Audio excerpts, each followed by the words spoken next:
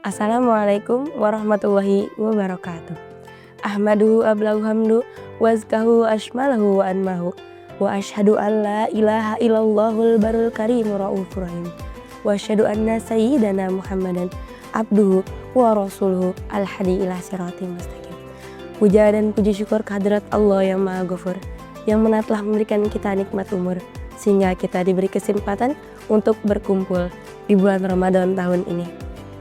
Salawat dan salam selalu tercurah limpahkan kepada trendsetter kebaikan kita, yakni Nabi Muhammadin Sallallahu Alaihi Wasallam. Sahabat media Yaping, Ramadan sering sekali disebut sebagai madrasah atau sekolah. Namun pertanyaannya adalah, ilmu apa yang sebenarnya kita pelajari di sekolah 1 bulan ini? Secara syariat, puasa memang tentang menahan lapar dan haus. Namun secara esensi, puasa adalah manajemen kendali diri. Di era informasi yang serba cepat ini, kita sering sekali kehilangan kendali atas keinginan sendiri. Kita terlalu reaktif terhadap media sosial, terlalu mudah terpancing emosi oleh berita, dan terlalu sering diperbudak oleh keinginan tanpa batas. Ramadan juga bukan menjadi alasan kita untuk bermalas-malasan, karena pada masa kenabian Nabi Muhammadin Sallallahu Alaihi Wasallam, Perang Badar pun dilaksanakannya pada bulan Ramadan, tepat pada hari Jumat, tanggal 17 Ramadan tahun 2 Hijriah. Sahabat media Yaping, tantangan terbesar ketika kita menjalani puasa Ramadan bukan hanya menahan lapar dan haus, melainkan menahan diri dari informasi dan komentar negatif di media sosial.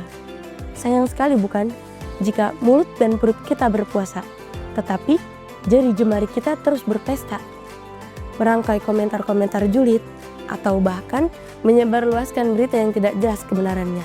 Yang jelas, ini bisa menghapus dan menggugurkan pahala kita tanpa sisa.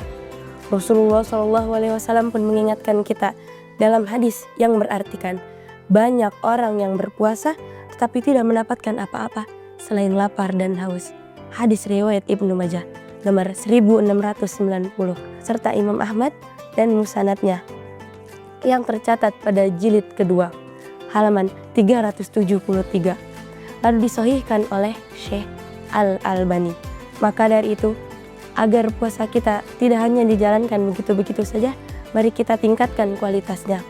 Dan puasa yang berkualitas juga bukan hanya tentang tenggorokan yang kering atau perut yang kosong, tetapi tentang hati yang terjaga. Disinilah integritas kita diuji.